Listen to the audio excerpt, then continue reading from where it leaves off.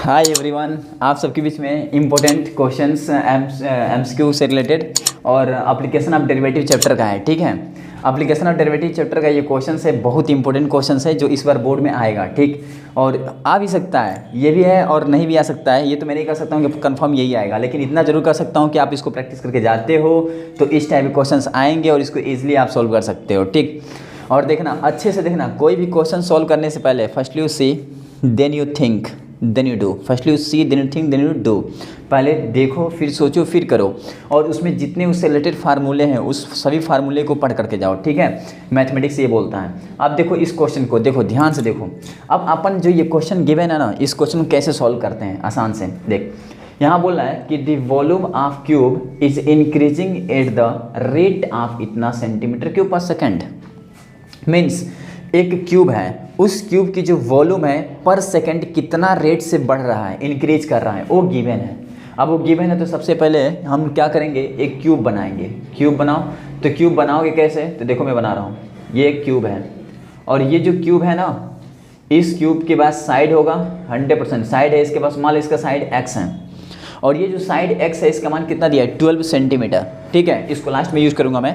तो अगर साइड इसका x है तो इसकी वॉल्यूम अगर बात करूँ तो वॉल्यूम क्या हो जाएगा, x क्यूब, क्योंकि वॉल्यूम ऑफ क्यूब क्या होता है, x क्यूब। ओके, अब इसकी वॉल्यूम हो जाएगा x क्यूब। अब इस क्वेश्चन में क्या गिवन है, इतना सेंटीमीटर क्यूब पर सेकंड ना, तो नीचे सेकंड है ऊपर सेंटीमीटर क्यूब है।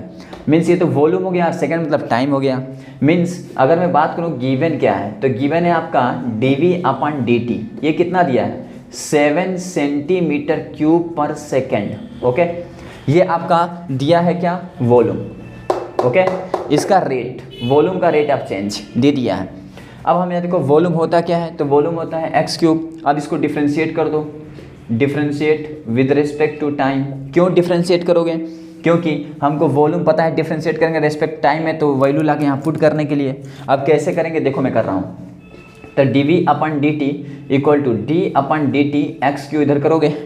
अब देख dv/dt का मान ऑलरेडी कितना गिवन है, 7, इसलिए मैंने डिफरेंशिएट किया। अब इसको यहाँ पर रखो तो क्या होगा, 7 इक्वल टू ये कितना हो जाएगा, 3x² dx/dt। ऐसा क्यों हुआ, तो देखो यहाँ पे x है, यहाँ पे t, वेरिएबल चेंज। तो यहाँ पे फार्मूला एक होता था d/dx x⁴n। एक फार्मूला यूज करते थे हम लोग कि d/dx x⁴n n(x(n-1). अगर ये वेरिएबल चेंज है तो उसको भी लिखते थे dy/dx, या यहाँ x है तो dx/dx, ये कैंसिल आउट। ये फार्मूला हम लोग लिखते थे। ओके, अब वही फार्मूला यहाँ लगाऊंगा, n का काम कर रहा है ये, तो n(x(n-1), 3 में से 1 गया 2, और इसका dx/dt।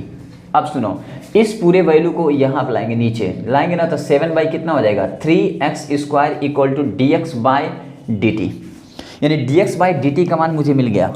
अब देखो हमें दो वैल्यू, पहला गिवन क्या था dv/dt, तो इससे हमें क्या मिल गया, dx/dt।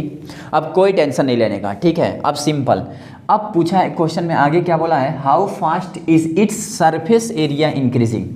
मतलब इस वॉल्यूम का, इस क्यूब का वॉल्यूम इंक्रीज कर रहा था 1 सेकंड में 7 सेंटीमीटर क्यूब।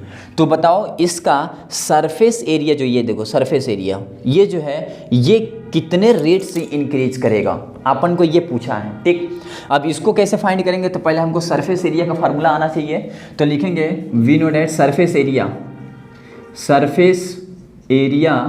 Of cube. अब सरफेस एरिया पूछूं तो 6x², side 6 into side square, तो 6 आज कितने सरफेस हैं, 1 2, इधर वाला 3 उधर वाला 4 और ये 5 और नीचे 6।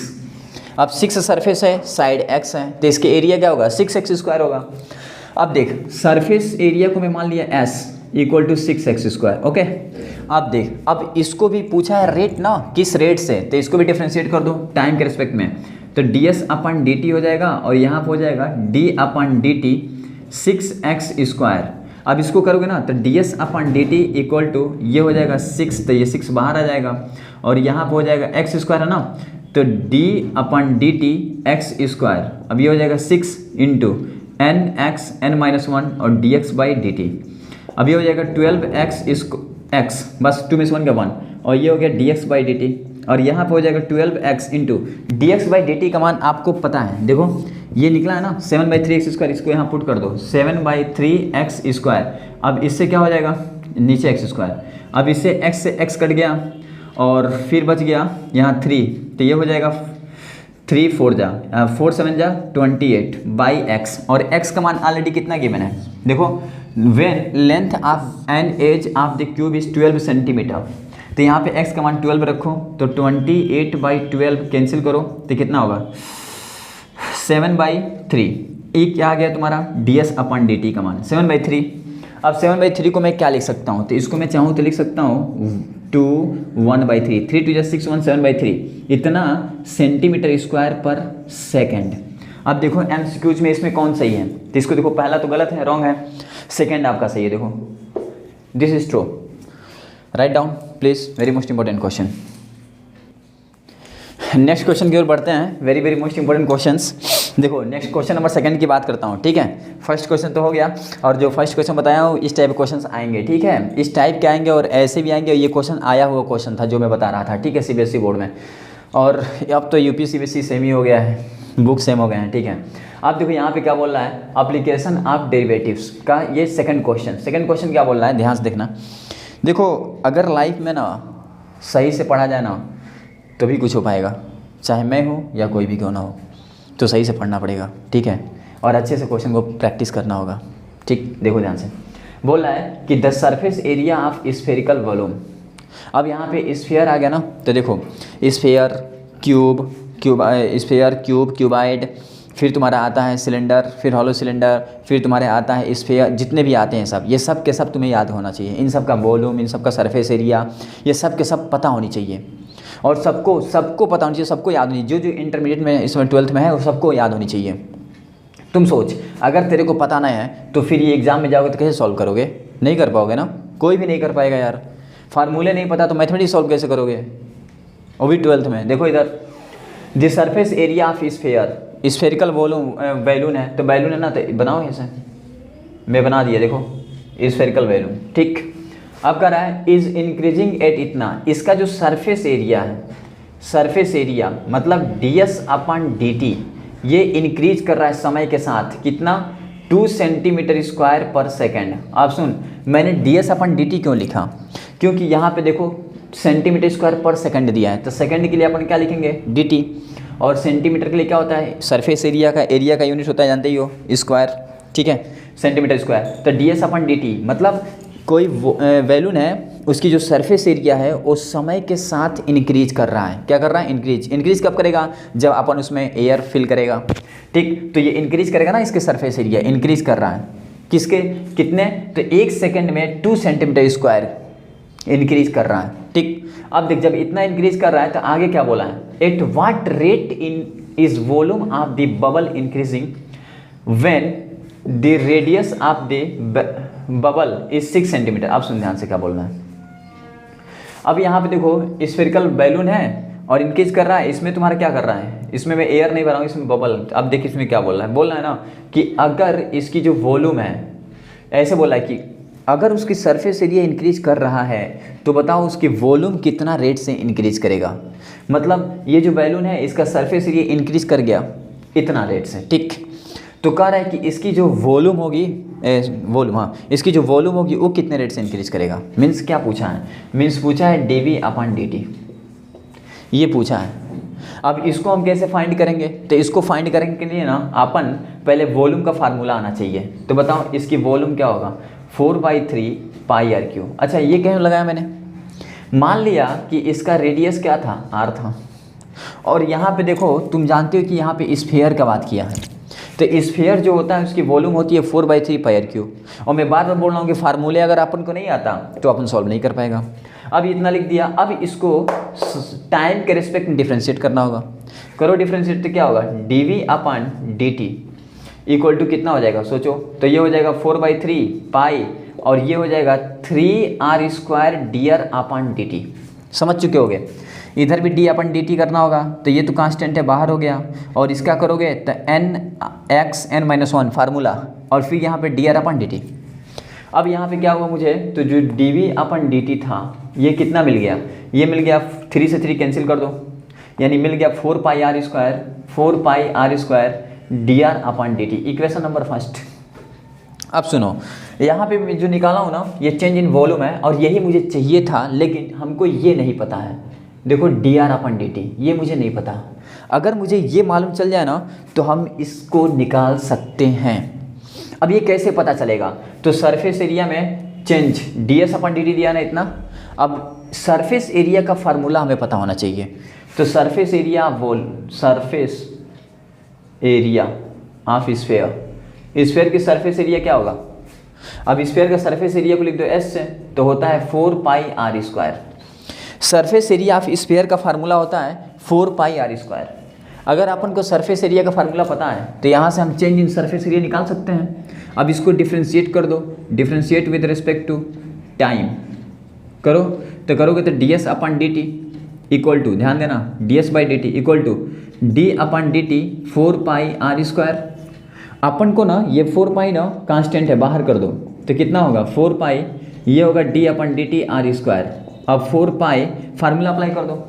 फार्मूला कौन सा? d/dx x⁴n n x n-1 means d/dt r⁴n 2r2 - 1 dr/dt।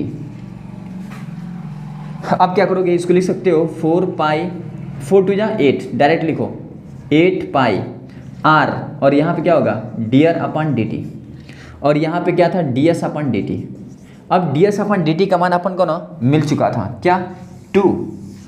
अब 2 मिला था, यहाँ पे 2 रखो, तो 2 रखो तो कितना 8πr और dr/dt। अब देख, अब यहाँ से क्या होगा 2 से 1 कट जाएगा 4 टाइम्स में, यानी इधर कितना बचा 1 इक्वल टू 4πr, और इधर क्या है dr/dt। ये मिल गया। देखो अब dr/dt मिल गया मुझे कितना, इतना। अब इस 4πr को कहाँ लाओ? नीचे लाओ, तो 1/4πr इक्वल टू dr/dt। अब ये जो मान dr/dt का निकला है, इसको ला करके यहाँ पुट करना है। जैसे यहाँ हम पुट करेंगे मुझे क्या मिल जाएगा? मुझे dv/dt मिल जाएगा, और वही मुझे चाहिए था। तो देखो यहाँ रफ करके मैं कर दे रहा हूँ, ठीक। अब यहाँ पे ला कर पुट करो, कहाँ गया?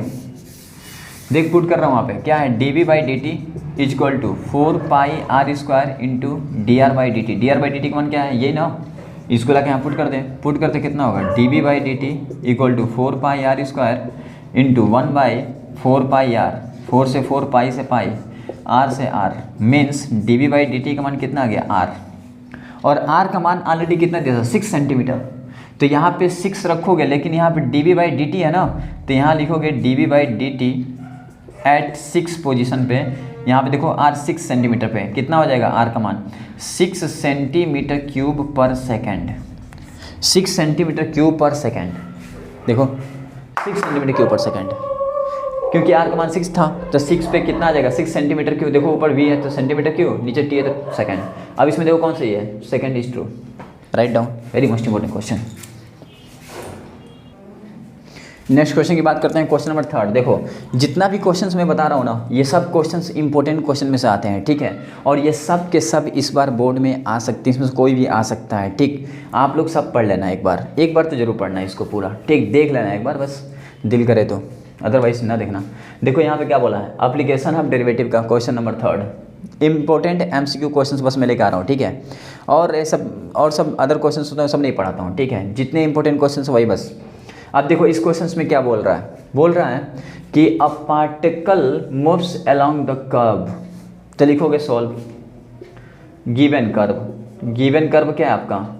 गिवन कर्व दिया है 6y equal to x³ + 2। Okay, equation first कर देना। आगे देखो find point on the curve, कह रहा है फाइंड करो पॉइंट उस कर्व पे, मतलब उस कर्व पे एक पॉइंट फाइंड करो एट विच, जिस पर y coordinate is changing 8 times fast at the x coordinate. मतलब अकॉर्डिंग टू क्वेश्चन की बात करूं कि क्वेश्चन क्या बोल रहा है। अकॉर्डिंग टू क्वेश्चन तो बोल रहा है कि एक पॉइंट ऐसा होना चाहिए उस कर्व पे, तो लेट पॉइंट। पॉइंट को क्या लेट करोगे? x, y, यही तो होता है पॉइंट। अब इस पॉइंट में जो y है ये 8 टाइम्स है, चेंज हो रहा है, 8 टाइम चेंज हो रहा है विद रिस्पेक्ट टू x। मतलब हम क्या बोल सकते हैं कि dy/dt जो है वो 8 टाइम्स है dx/dt के।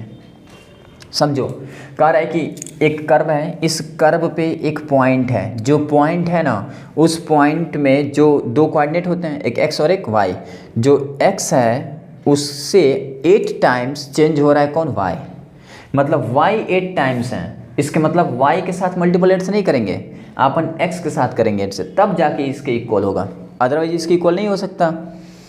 अब ऐसा हो गया, इसको इक्वेशन सेकंड कर दो। ओके, आप सुन, जो कर्व है ना इसको ला करके देखो, यहाँ पर dt है ना, तो dt के रिस्पेक्ट में डिफ्रेंशिएट कर दो, टाइम के रिस्पेक्ट में चलाओ, तो y equal to 6y equal to X cube plus 2 था। यहाँ पे लाने के बाद differentiate with respect to time कर दो, समय के साथ। क्यों? क्योंकि रेट बोला है ना, अब रेट के साथ करोगे तो कितना होगा, देख मैं इधर कर दे रहा हूँ, यहाँ पे कितना है 6y equal to X cube plus 2 करो, तो d अपन dt 6y equal to d अपन dt एक्स क्यूब प्लस 2। अब सुनो, ध्यान से बता रहा हूँ, इतना करने के बाद अपन क्या करेंगे ना, इस 6 को कांस्टेंट बाहर कर दो 6, तो ये हो जाएगा dy बाई dt। ओके, अब देखो ये इसके लिए भी और इसके लिए भी करो, तो d अपन dt X cube plus d अपन dt और यहाँ पर हो जाएगा 2, और दुनिया में जितने भी कांस्टेंट हैं उसका डिफ्रेंसिएशन क्या होगा, 0 1 2 3 का। अब यहाँ पे हो गया 6 dy by dt equal to ये हो गया 3x स्क्वायर और dx by dt, 3x square dx by dt। लेकिन यहाँ बोला है ना कि यहाँ पे x कोऑर्डिनेट, मतलब हमको x y का मान चाहिए बस, ठीक। अब देखो ये वैल्यू मिल गया, अब ये वैल्यू मिला ना, तो 6 dy बाई dt इतना मिल गया। अब सोचो इक्वेशन नंबर सेकंड देखो, dy बाई dt का मान कितना है, इतना। इस पूरे वैल्यू को ले चल के आराम से यहाँ पुट कर दो, पुट करोगे तो क्या होगा, तो 6 और इसका मान है 8 dx by dt, 8 dx by dt यही है, equal to 3x square dx by dt। अब क्या हुआ, जो dx बाई dt था वो क्या हुआ, कैंसिल आउट। अब ये कितना बचा, तो ये बचा तुम्हारा 6 into 8 equal to 3x square. अच्छा 3 से कट जाएगा 2 टाइम्स, और 8 2 जा 16 इक्वल टू एक्स स्क्वायर। अब इसको अपन इधर लेके आएंगे ना, तो क्या हो जाएगा, plus minus under root 16 equal to X, यानी प्लस माइनस 4, यानी x का मान 2 आया, एक प्लस 4 और एक माइनस 4। आप देखो x का मान माइनस 4 भी आया और x का मान प्लस 4 आया। अब जब x का मान माइनस 4 लेंगे तब क्या आएगा, x का मान प्लस 4 लेंगे तब क्या आएगा। अब इन दोनों केस में हम चेक करते हैं कि वैल्यू क्या होगी। तो इक्वेशन फर्स्ट कौन था, यही था ना, इसी में पुट करो पहले, x का मान पहले -4 पुट करो फिर 4, तब बताओ इसमें से MCQs कौन सा ट्रू है, ठीक। अब देखो इतना था अपन, तुम लोग लिख चुके होगे सब, ठीक है। अब मैं इसको रफ कर रहा हूँ, ठीक है। अब यहीं पे देखना, इक्वेशन फर्स्ट क्या है तुम्हारा, पुट कर रहा हूँ डायरेक्ट। इक्वेशन फर्स्ट आपका है 6y equal to X cube plus 2, तो 6y, x का मान कितना लो, -4 पुट करो, तो -4 का क्यूब आप प्लस 2, तो कितना आएगा 6y -4 क्यूब करो, बताओ कितना आएगा, तो 4 इंटू 4 इंटू 4 4 16 64 64, तो -64। क्यों माइनस, क्योंकि माइनस का क्यूब ना माइनस आता है, ओके। अब देख प्लस यहाँ पे 2, अब इसको देखो तो कितना आएगा, -62 यही आएगा। अब देखो ध्यान से, यहाँ पे क्या आ गया 6y, अब यहाँ से y का मान कितना आएगा, -62/6, काटो इसको तो कितने बार में कटेगा, y इक्वल टू -31/3, 31/3, देखो 2 से काट दो यार, कट गया। देखो ये आ गया y का मान, और x का मान कितना आया, -4, यानी अगर मैंने x का मान -4, y का मान कितना आया, -31/3। जब मैंने माइनस टेकआउट किया, और जब प्लस टेकआउट करूँगा तो कुछ और आएगा, प्लस टेकआउट करके देख लो। अब x equal to plus take out करो, इधर कर दे रहा हूँ, x इक्वल टू +4, तब देखो 6y equal to X cube plus 2, यानी 6y इक्वल टू 4 का क्यूब प्लस 2, यानी 6y इक्वल टू 64 प्लस 2, यानी 66 6y, यानी y इक्वल टू कितना होगा, काटो इसको, तो 11/1, मतलब 11 डायरेक्ट, कितना आएगा 11, मतलब तब वैल्यू आएगी 4,11। लेकिन ये तो वैल्यू इसमें गिवन नहीं है, इसमें गिवन कौन सा है, तो देख अपन जो ये निकाला है ना माइनस वाले पे, ये गिवन है। अब लड़के क्या करते हैं, यहाँ पे गलती करते हैं, एग्जाम में जाते हैं ऑन द स्पॉट मिस्टेक करते हैं, क्या बोलते हैं कि पढ़ाया गया है एक्स स्क्वायर इक्वल टू 16 ना, तो इसको 4 स्क्वायर 2 से 2 करेंगे एक्स इक्वल टू 4, और एक्स इक्वल टू 4 पे जब देखते हैं तो ये वैल्यू आती है, ये वाला 4 और 11, और ये वैल्यू इसमें प्रेजेंट नहीं है, और लड़के ऑन द स्पॉट गलत करके आते हैं, फिर उनको समझ में नहीं आता मैं करूँ क्या, मैं गलत किया हूँ कि सही किया हूँ, फिर इसको रिपीट करने लगते हैं। आज जब इसको फिर रिपीट करते हैं तो उनको मालूम चलता है कि मैं गलत किया हूँ, जबकि सही कौन है, ये मेथड देखो, ये वाला ऐसा होना चाहिए, राइट डाउन।